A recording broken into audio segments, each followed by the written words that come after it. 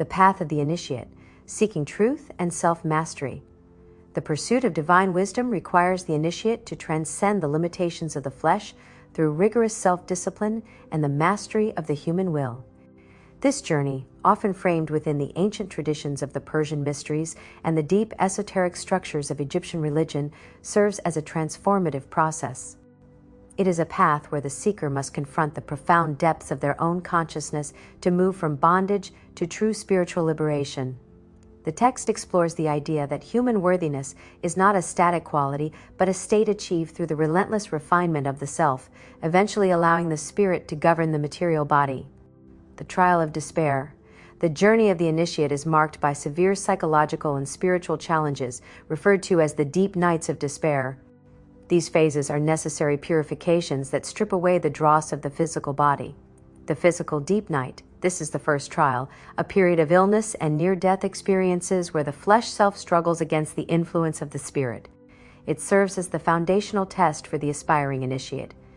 The mental deep night, characterized by feelings of total futility, this stage involves a grueling confrontation with one's own emotions and thoughts. The initiate often faces intense self-doubt, analyzing every past action as incorrect, which leads to a necessary but painful purging of the ego.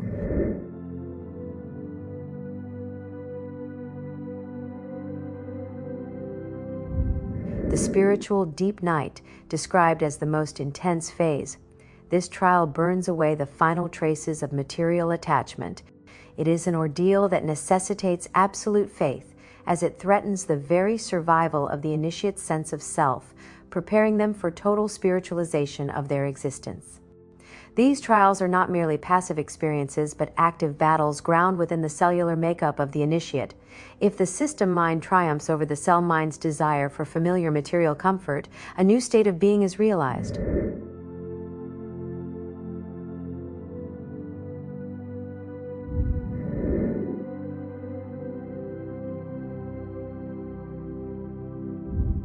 The mother of religions, Egypt's sacred science.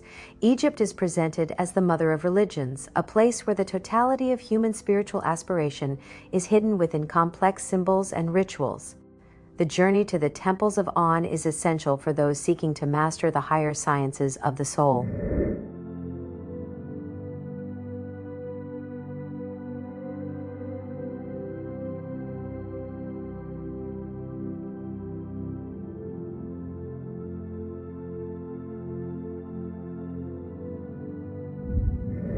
One, the nature of Amun, the core of Egyptian belief as revealed to the initiated, is the existence of one supreme, unnameable God. Though represented by a pantheon of deities, these are merely aspects or qualities of this singular divine source. 2. The ninefold body. Egyptian tradition teaches a complex anatomy of the spirit, identifying 9 bodies that correspond to different functions. These are grouped into units of 3. Physical, emotional, mental, and spiritual, aiming toward the eventual development of a radiant, immortal entity capable of dwelling with the divine. 3. Words of power. The concept of Hekau, or words of power, underscores the belief that reality is shaped by divine utterance. Proper speech, used by a prepared individual, can influence time, space, and the physical world itself.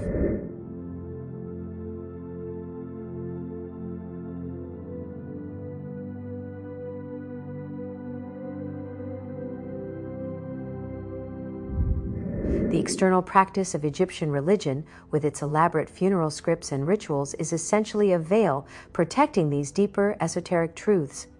By understanding the inner mechanisms of the soul's progression, the initiate moves from being a servant of material desire to a master of their eternal destiny.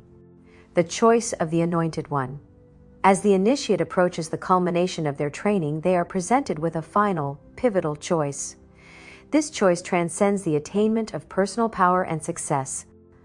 The call of Meriku. Throughout the journey, the initiate is haunted and inspired by the presence of Meriku, the Virgin of the world. She represents the archetype of purity and serves as a catalyst for the initiate's emotional and spiritual awakening, acting as a mirror for their own internal struggles with love and longing. The rejection of personal glory.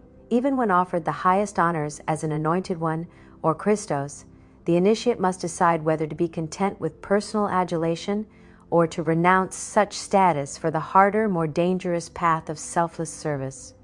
True mastery is achieved not by possessing the jewel of office, but by choosing the sacrifice required to aid fellow humans on their own spiritual journeys.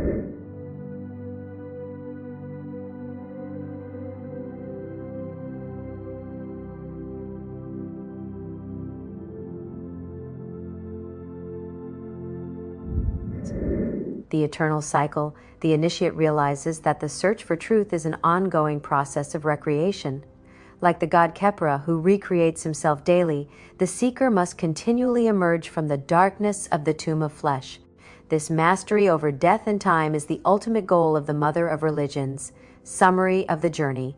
The narrative emphasizes that no person is inherently worthy of divine initiation. Rather, worthiness is a process of constant asking, seeking, and suffering.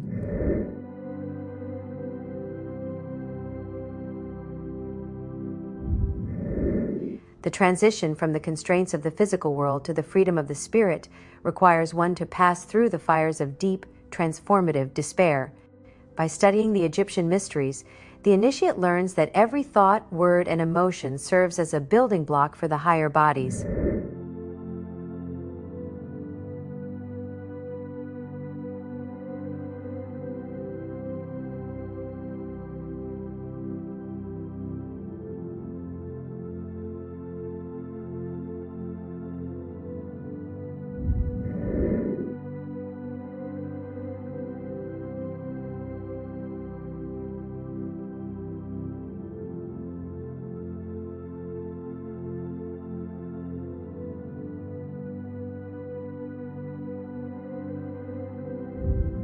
Ultimately, the path leads to the realization that the individual has the potential to become a radiant soul, capable of mastering the abyss between the transient physical life and the eternal existence of the divine. This wisdom, protected by the three wise men and the masters of the White Brotherhood, remains a timeless guide for those committed to the evolution of the self and the realization of the absolute truth.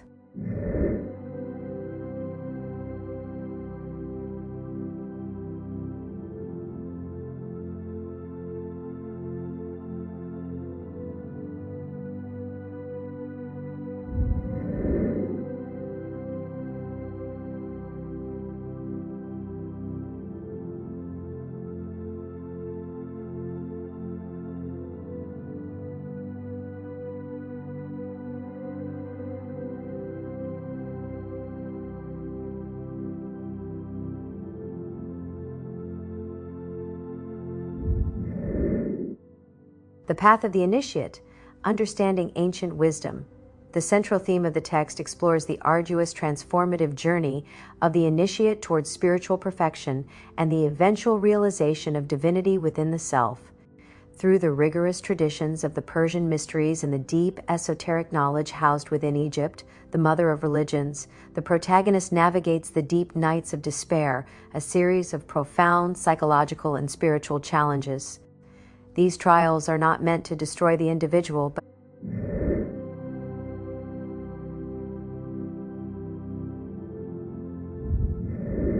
to strip away the dross of the physical and mental self, allowing the higher spirit to emerge as a fully sovereign force. These trials are not meant to destroy the individual, but to strip away the dross of the physical and mental self, allowing the higher spirit to emerge as a fully sovereign force.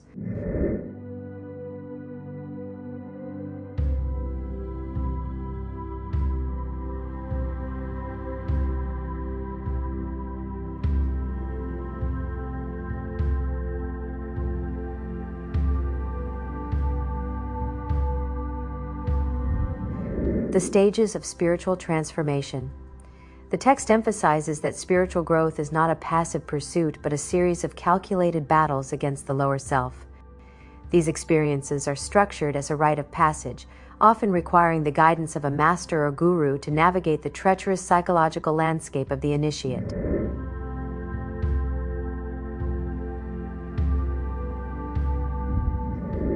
The physical trial, this initial phase involves the refinement of the body, often accompanied by intense physical suffering. It serves to detach the spirit from its reliance on base, earthly desires and conditions. The mental trial, known as the mental deep night of despair, this stage forces the initiate to confront the futility of human thought and emotion. It is a period of self-doubt and critical analysis where the ego is systematically dismantled. The spiritual trial, described as the most grueling of all, this final stage involves an existential crisis so severe that it burns away the last remnants of the ego, leaving the individual prepared to serve as a pure vessel for the spirit.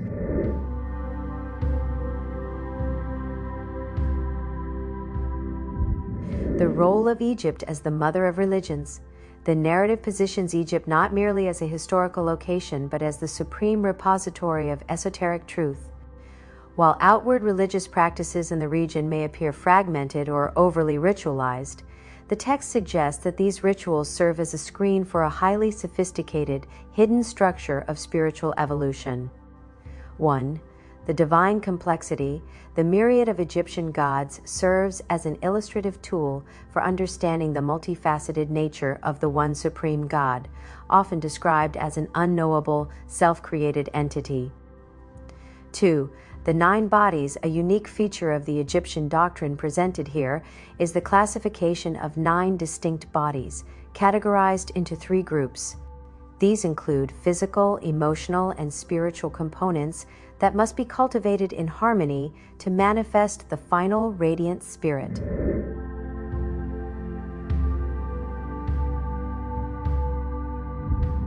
Three, the power of the word. The Egyptian concept of hekau, or words of power, suggests that speech and intent, when uttered by a properly prepared master, possess the capacity to manipulate reality, time, and consciousness.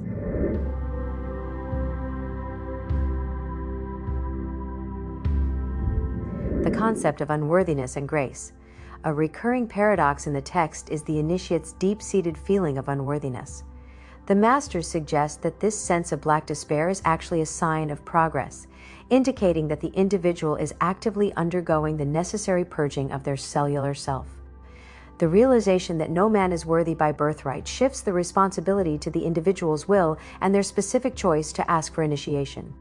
The choice of the individual, despite the presence of wise guides, the ultimate movement across the abyss toward freedom, is a solitary act of faith. The student must demonstrate an active desire and willingness to suffer for the sake of higher knowledge. Mastery and service. The ultimate goal of this training is not merely personal enlightenment, but the ability to serve humanity.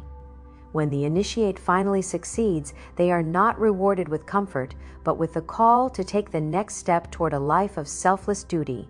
The symbolism of Meriku, the presence of the Golden Girl, acts as a catalyst for the protagonist, representing the beauty and pull of the material world that must be balanced with spiritual discipline. Her presence serves as a mirror, testing the initiate's ability to maintain focus amidst the stirrings of human desire. The metaphysics of resurrection. The Egyptian mystery schools, as depicted, view death not as an end, but as a transition that requires specific preparation. The mummification process and the funeral rites are symbolic of the spiritual work necessary for the soul to navigate the underworld. The day of perfecting the spiritual self marks the moment when the individual has successfully transmuted their fleshly existence into an eternal, radiant soul.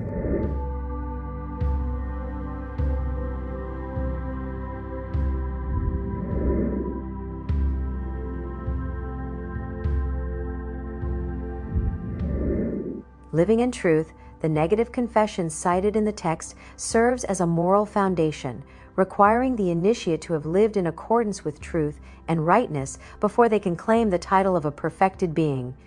The unknowable supreme, all outward symbols and deities are ultimately secondary to the supreme God, who is described as being beyond name, form, and mortal perception. The integration of self. True mastery involves the integration of the physical, mental, and spiritual layers of the individual, ensuring that the body serves as a fertile ground for the ku or spiritual soul. Conclusion. In summary, the narrative outlines a profound philosophy of self-transcendence where ancient Egyptian mysteries serve as the ultimate blueprint for the human soul. By systematically purging the limitations of the body and mind through the deep nights of experience, the initiate moves toward the realization of their inner divinity. This journey demands total dedication, a mastery over one's own will, and a humble acceptance of the arduous path required to achieve the status of an anointed one. Ultimately, the text teaches that true wisdom is found by peering through the veil of exoteric ritual to find the singular, transformative light of the spirit waiting within.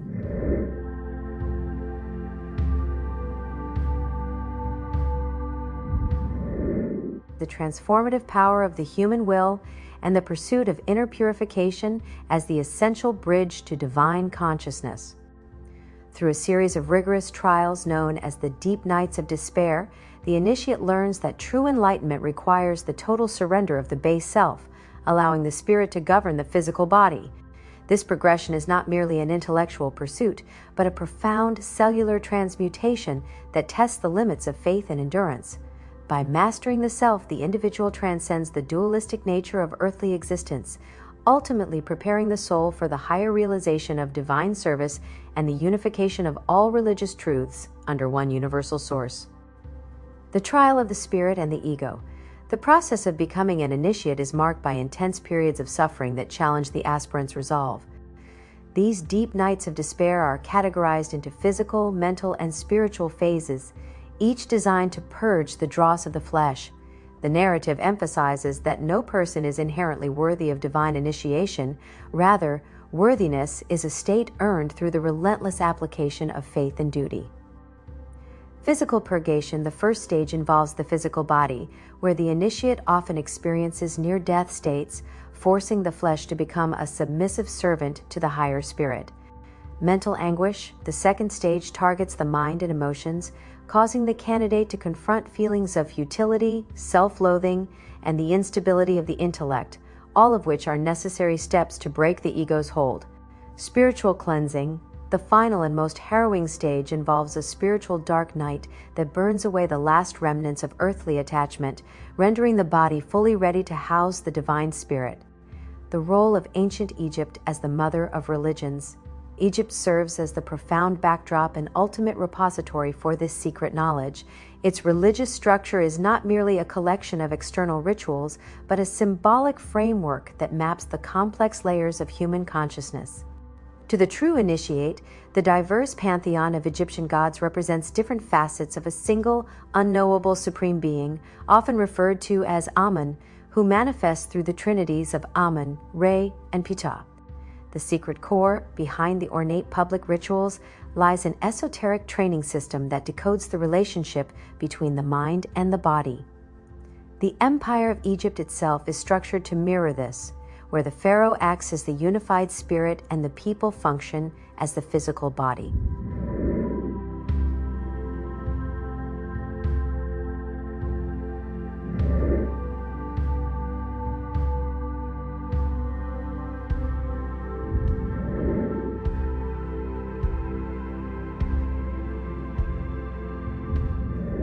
The 9 bodies. Egyptian wisdom posits that humans possess 9 distinct bodies, grouped into 3 categories: physical, emotional, mental, and spiritual. This system explains how an individual can develop independent, non-physical entities that eventually coalesce into a radiant, immortal Ku, or spiritual soul.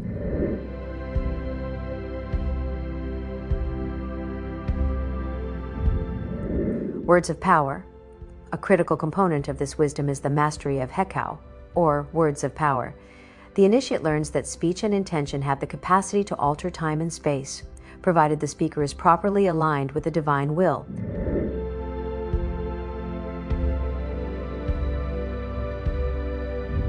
The call to higher service and love.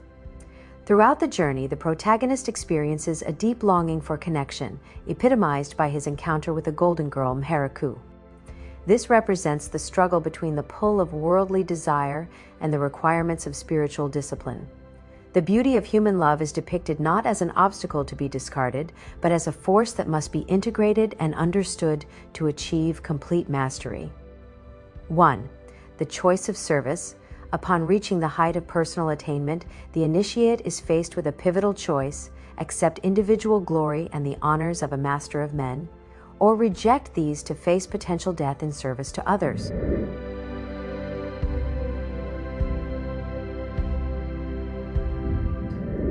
Two, the mirror of humanity. The interaction with the three wise men and the various masters illustrates that the path is never solitary. It requires guidance and the humility to constantly question one's own readiness.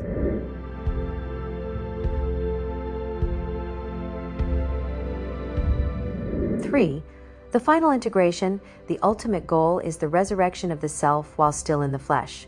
By successfully navigating these trials, the candidate transitions from a state of unworthiness to becoming a vessel for the divine, effectively conquering the abyss that separates the human from the eternal. Conclusion and reflections. The narrative serves as an educational roadmap for the seeker, highlighting that suffering is an inevitable, albeit necessary, catalyst for growth. By systematically deconstructing the barriers between the physical self and the spirit, the initiate undergoes a metaphorical christening, emerging as a servant of truth. The ultimate takeaway is that the mother of religions, Egypt, offers the keys to understanding these hidden mechanisms of evolution, guiding the student toward a state of eternal, radiant existence. Through the combination of rigorous moral adherence, the development of the 9 bodies, and the selfless choice to serve humanity, the initiate finds the path to true immortality.